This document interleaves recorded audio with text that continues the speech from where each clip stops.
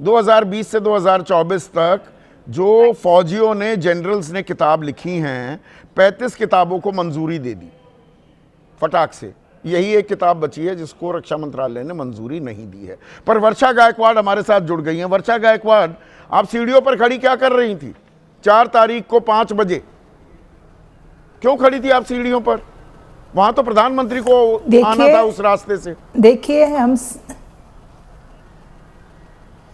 देखिए, आपको मैं एक चीज़ कहना चाहती हूँ कि आपने जिस तरह पूछा कि आप सीढ़ियों पे क्यों खड़ी थी, इस टोन की जगह पे आप पूछते कि हम उससे पहले क्या करने गए थे, तो आपको पता चल जाता कि हम बार बार लगातार हमारे हाउस के जो कस्टोडियन है, जो लोकसभा के अध्यक्ष है, उनके पास लगातार जाके उनको हम लोग बार बार वही कह रहे थे कि हमारे एलओपी को बोलने का जो है वो अवसर मिलना चाहिए। और हमने लगातार जाके अपनी गुहार जो है, जो अध्यक्ष है, क्योंकि वो हमारे हाउस के कस्टोडियन है, उनके पास जाके लगाई। उन्होंने पहले हमें कहा कि 4 बजे आपके साथ बात करेंगे, फिर कहा 5 बजे बात करेंगे। और हम वहाँ पे लोकशाही के माध्यम से, जो हमारे संवैधानिक हथियार है, उसके माध्यम से हम एक जो है वो बैनर लेके वहाँ पे गए थे। और हम बार बार लगातार ये कह रहे थे कि प्रधानमंत्री के रास्ते में बाधा डालने के लिए सीढ़ियों पर क्यों खड़ी हो गई वर्षा आप?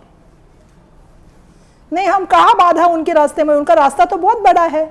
हम एक साइड में अगर बैनर लेके खड़े थे तो हम यही कहना चाहते थे कि इस बात क्यों खड़ा होना था बैनर लेकर हमारी एलओपी, लेकिन आप बोलने ही नहीं दे रहे। वो तो कोई प्रदर्शन का स्थल नहीं होता। चाइना पे बात करें, अगर आप बैनर भी ले, आप बैनर पैम्फलेट वैसे तो वो भी अलाउड नहीं है, पर वो दिखा भी रहे हैं तो सदन के पटल पर क्यों नहीं दिया?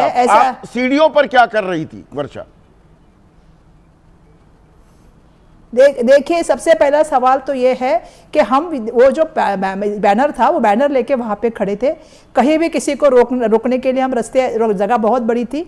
और सवाल जो बार बार आप ये कह रहे हैं, आपको ये भी पता होना चाहिए कि जिस तरह से हमने लोकतांत्रिक तरीके से जो हमारे जो अध्यक्ष है संसद के, उनके पास जाके अपनी गुहार लगाई थी। हम अपेक्षा कर रहे थे कि उनके माध्यम से के एलओपी को बोलने का मौका नहीं देता, जबकि संसद में चाहे प्राइम मिनिस्टर हो चाहे एलओपी हो, दोनों की बर्ताव बता रहे हैं संसदीय कार्य मंत्री वर्षा किरण रिजिजू आपके बर्ताव को शर्मनाक बर्ताव बता रहे हैं। और वो कह रहे हैं अगर हमने अपने सभी बीजेपी सांसदों को ना रोका होता और महिला सांसदों को, कांग्रेस सांसदों का सामना करने की इजाजत दे दी होती तो हालात भयावह होते। वो कहते बॉक्सिंग मैच हो जाता वहां पर।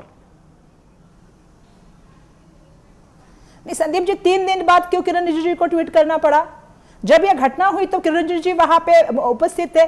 कौन सा वहां पे हमने कुछ मारपीट की? कुछ लोगों ने कहा कि हम काटने गए थे, कुछ लोगों ने कहा कि हम कांच की बैंगल से उनको मारने गए थे, कुछ लोगों ने और कई इल्जाम हम पे लगाए। मेरा तो कहना यह है कि सब ये इल्जाम जो है वो निराधार तरीके से, जो है बिल्कुल गलत तरीके से जो है वो पेश किए गए। आपको निलंबित ही नहीं, निष्कासित भी किया जा सकता है सदन से।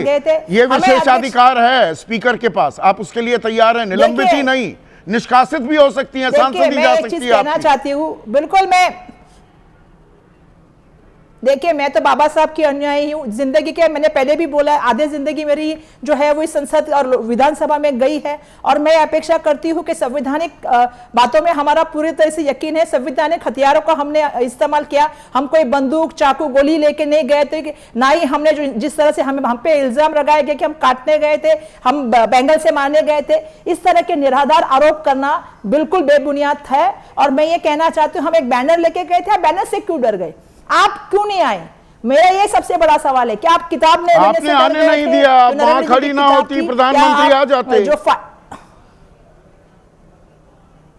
हम कहा उनके रास्ते में खड़े थे? हम तो एक साइड में खड़े थे, वो तो आ सकते थे। मुझे नहीं समझ में आया कि किस तरह से। तो चलिए, आप अनुशासनात्मक कार्रवाई के लिए भी तैयार हैं? अब 1 मिनट, शुक्रिया वर्षा।